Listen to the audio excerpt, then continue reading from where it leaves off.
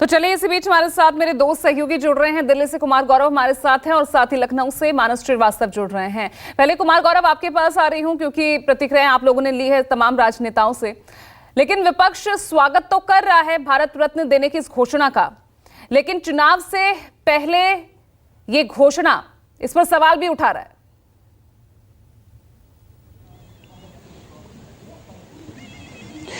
देखिए, जाहिर तौर पे इस पे सवाल उठेंगे क्योंकि पिछले एक महीने के अंदर 5 भारत रत्न का ऐलान हुआ है और सब में कुछ न कुछ राजनीतिक मायने निहितार्थ हैं। आपको ध्यान होगा, कर्पूरी ठाकुर को भारत रत्न देने का ऐलान हुआ, नीतीश कुमार ने साइड स्विच किया, उनको एक मौका मिला कि नरेंद्र मोदी ने उनका दिल जीता, कर्पूरी ठाकुर को भारत रत्न का ऐलान करके, और वो एनडीए में आ गए। सुबह हम लोग बातचीत कर रहे थे कि 2 सीटों पर, 2 लोकसभा सीट और 1 राज्यसभा सीट पर आरएलडी और बीजेपी का गठबंधन तय हो गया है और उसके ठीक 1 घंटे बाद चौधरी चरण सिंह को भारत रत्न देने का ऐलान हुआ। तो जाहिर सी बात है, उसके बाद जयंत चौधरी का ट्वीट कि दिल जीत लिया, जाहिर तौर पे इशारा है कि वो दल के तौर पे भी अब साथ आ रहे हैं बीजेपी के, तो यानी कि एनडीए का वो हिस्सा बन रहे हैं। दूसरी तरफ स्वामीनाथन की बात कर लें, स्वामीनाथन कृषि क्षेत्र के हरित क्रांति के जनक कहे जाते हैं और एमएसपी जो आज मिलती है किसानों को, वो उसके लिए कहा जाता है कि उन्होंने ही जो रिपोर्ट दी थी केंद्र की सरकार को उस वक्त, और उसी के बाद से एमएसपी तय होती है। उसके बाद पीवी नरसिम्हा राव की बात कर ले, कांग्रेस के साथ उनके खट्टे मीठे रिश्तों की याद लगातार प्रधानमंत्री नरेंद्र मोदी सदन में भी दिलाते रहते हैं कि पीवी नरसिम्हा राव को कांग्रेस पार्टी ने किस तरह इग्नोर किया। तो किसान से लेकर साउथ से लेकर आप बिहार जहां जाएं, ये जो भारत रत्न का ऐलान हुआ है, इसमें कहीं न कहीं राजनीतिक स्वार्थ भी निहितार्थ होता हुआ दिख रहा है। कर्पूरी ठाकुर, जेडीयू का साथ आना, चौधरी चरण सिंह को भारत रत्न सम्मान से सम्मानित करने की बात करना, ऐलान करना, आरएलडी एनडीए में आना, उत्तर प्रदेश में भाजपा का मजबूत होना आरएलडी का साथ मिलने से। दक्षिण में जाए, स्वामीनाथन की जहां तक बात है, तो एक किसानों का एक जो बड़ा वर्ग, अभी किसान आंदोलन भी चल रहा है लगातार कई राज्यों में और केंद्र के मंत्री उनसे बातचीत भी कर रहे हैं, तो किसानों को भी साधने का प्रयास कि किसानों के लिए जिन्होंने काम किया उनको हमने भारत रत्न दिया। दक्षिण चले जाए, जहां कांग्रेस की स्थिति मजबूत कही जाती है और कहा जाता है कि बीजेपी को दक्षिण में ज्यादा नुकसान है, दक्षिण से उनको बहुत ज्यादा सीट नहीं आने वाली है, वहां पीवी नरसिम्हा राव और एमएस स्वामीनाथन, वो भी दक्षिण से ताल्लुक रखते हैं,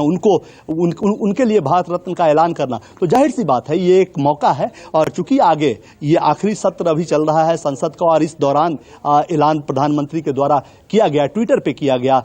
तो जाहिर सी बात है और आगे 2-3 महीने के बाद लोकसभा चुनाव है, ऐसे में सवाल जरूर उठ रहे हैं क्योंकि इसमें राजनीति भी निहितार्थ है, इसमें कोई दो राय नहीं है। लेकिन जो एक बड़ा मैसेज देने का प्रयास प्रधानमंत्री ने किया है, वो ये किया है आज की, अगर तीनों भारत रत्न के ऐलान की अगर बात करें तो कृषि क्षेत्र को महत्वपूर्ण स्थान, यानी कृषकों के लिए प्रधानमंत्री के दिल में बहुत बड़ी जगह है और इसलिए चौधरी चरण सिंह जो कि बड़े किसान नेता थे, उनको भारत रत्न दिया। एमएस स्वामीनाथन जिन्होंने एमएसपी को लेकर काम किया, भारत को अन्न की स्थिति में एक तरह से कहें कि आत्मनिर्भर बनाया, उनको सम्मानित किया। तो किसानों के लिए बड़ा दिल है। दक्षिण को भी इग्नोर नहीं करते, दक्षिण से लेकर देश का हर हिस्सा, दक्षिण जो थोड़ा कटा हुआ महसूस करता था, उसको भी प्रधानमंत्री ने मैसेज दिया है नरसिम्हा राव को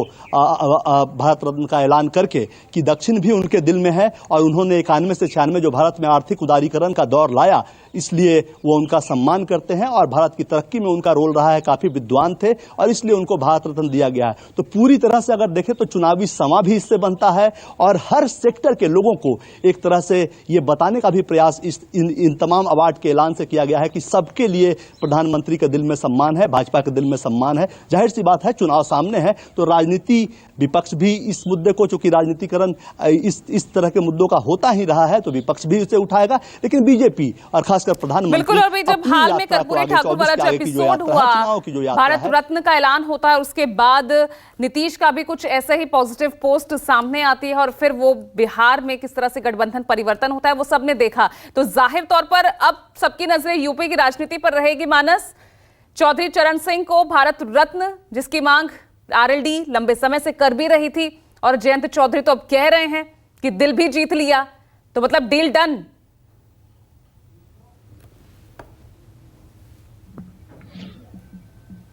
मानस, बिल्कुल वो लिखेंगे कि दिल जीत लिया, क्योंकि जितनी भी डिमांड्स थी वो तो पूरी हो गई उनकी। 4 सीटों पर वो मांग रहे थे, 3 सीटें उनको मिल रही हैं, तो निश्चित तौर पर राष्ट्रीय लोकदल के लिए तो ये फायदे का ही जो डील हो रही है और बीजेपी के लिए भी। वहीं दूसरी तरफ बता दें आपको कि चौधरी चरण सिंह, चूंकि उनकी आज भी अपनी पश्चिमी उत्तर प्रदेश में क्या पूरे उत्तर प्रदेश पे उनकी बहुत जबरदस्त फैन फॉलोइंग है और निश्चित तौर पर किसानों के, आजाद हिंदुस्तान में किसान के सबसे बड़े नेता रहे। तो जहां तक उत्तर प्रदेश में जिस तरीके से एंटी बीजेपी फोर्सेस किसानों के मामले को मुद्दा बना करके लगातार हमलावर रही हैं, 2022 के विधानसभा चुनाव से पहले से हम देख रहे हैं और अभी तक का जो पूरा सिलसिला चला आ रहा है, तो किसानों का आंदोलन पश्चिमी उत्तर प्रदेश की पॉकेट्स में अभी भी जारी है और वहां पर अभी भी विरोध प्रदर्शन हुआ करते, बीच बीच में देखते हैं कि पंचायतें भी बुलाई जाती हैं। तो ऐसे में राष्ट्रीय लोकदल का साथ में आना और चौधरी चरण सिंह जैसे बड़े किसान नेता को भारत रत्न से सम्मानित करना एक तरीके से किसानों को अपने फेवर में लेने के लिए भारतीय जनता पार्टी का ये अब तक का सबसे बड़ा स्ट्रोक है, मास्टर स्ट्रोक इसको कह सकते हैं। और दूसरी तरफ इसके दो मायने समझे जाएं। इंडिया गठबंधन के जो दो घटक दल है यानी कांग्रेस और समाजवादी पार्टी, पश्चिमी उत्तर प्रदेश में वो जयंत चौधरी के वोट बैंक को मिला करके कुछ बढ़त हासिल करने की प्रयास कर रहे थे। ये एक रणनीति का हिस्सा था, लेकिन जब जयंत चौधरी ही एनडीए के पाले में चले जाएंगे तो निश्चित तौर पर समाजवादी और पार्टी और कांग्रेस मिलकर के वहां बहुत कोई बड़ा करिश्मा नहीं कर पाएंगे। लेकिन इतना जरूर है कि 2 बार से चोट खाए हुए जयंत चौधरी के लिए यह फायदे का सौदा है, क्योंकि ना तो उनको 2014 के लोकसभा चुनाव में एक सीट मिली, ना 2019 के, तो उनके लिए भी फायदा का सौदा है कि उनको एक तो राज्यसभा की एक सीट मिल जाएगी, एक विधान परिषद में उनको सीट मिल जाएगी, 3 से 4 उनको लोकसभा में उम्मीदवार उतारने का उनकी पार्टी को मौका मिल जाएगा। ठीक है, मानव राजनीतिक फायदा जरूर यहाँ पर हो जाएगा, लेकिन अब तक जो अपने आप को किसानों के बड़े हितैषी बोलते आए हैं, वो मैसेज किसानों के बीच क्या जाएगा?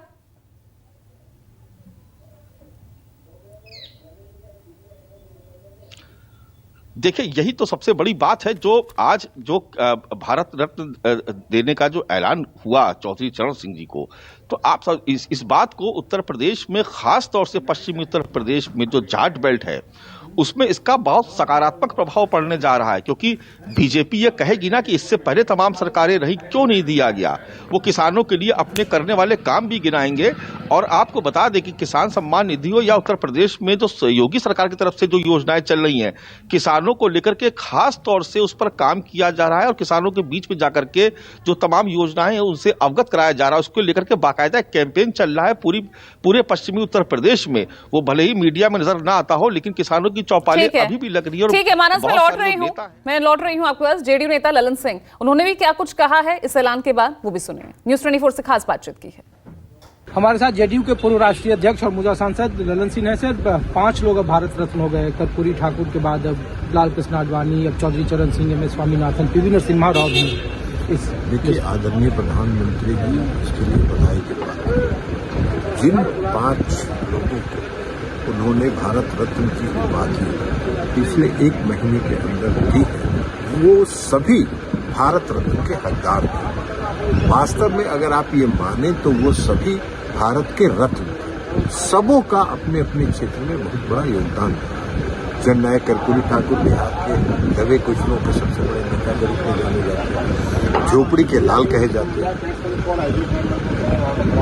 लाल कृष्ण आडवाणी साहब अपने आप में एक इतिहास है। चौधरी चरण सिंह इस देश में किसानों के सबसे बड़े नेता हुए। पीवी नरसिम्हा राव साहब जो पूर्व प्रधानमंत्री रहे, वो इस देश में जो अर्थव्यवस्था में नई क्रांति आई और जो सुधारात्मक अर्थव्यवस्था के सुधार के लिए जो काम किए गए, जो उदारवादी परंपरा कायम की गई इस देश में, उसके जनक रहे। स्वामीनाथन साहब कृषि क्षेत्र के वैज्ञानिक के रूप में विश्वविख्यात रहे। तो इन सबों को जो दिया है आदरणीय प्रधानमंत्री जी ने, वो सभी उसके लिए हृदय से हम सभी लोग प्रधानमंत्री जी का आभार मानते हैं। एक आखिरी सवाल है सर कि भारत रत्न के दिए जाने को लेकर, उसके मौकों को लेकर विपक्ष सवाल उठा रहा, कहा जा रहा है कर्पूरी ठाकुर का बिहार एंगल है, अब चौधरी चरण साहब का एंगल आरएलडी के साथ है। उनका एंगल तो वो अपना देखते रहे, उनका नजरिया एंगल देखना है, लेकिन प्रधानमंत्री जी ने जो दिया है उन सबों को, वो सभी जो भारत के रत्न थे, उनको भारत रत्न की उपाधि उन्होंने दी। तो देखिए, इस मामले पर भी अब राजनीति होती हुई नजर आ रही है। बहुत बहुत शुक्रिया आपका कुमार गौरव और मानस श्रीवास्तव हमारे साथ जुड़ने के लिए। फिलहाल एक छोटे से ब्रेक के लिए रुक रहे हैं, देखते रहिएगा न्यूज़ 24।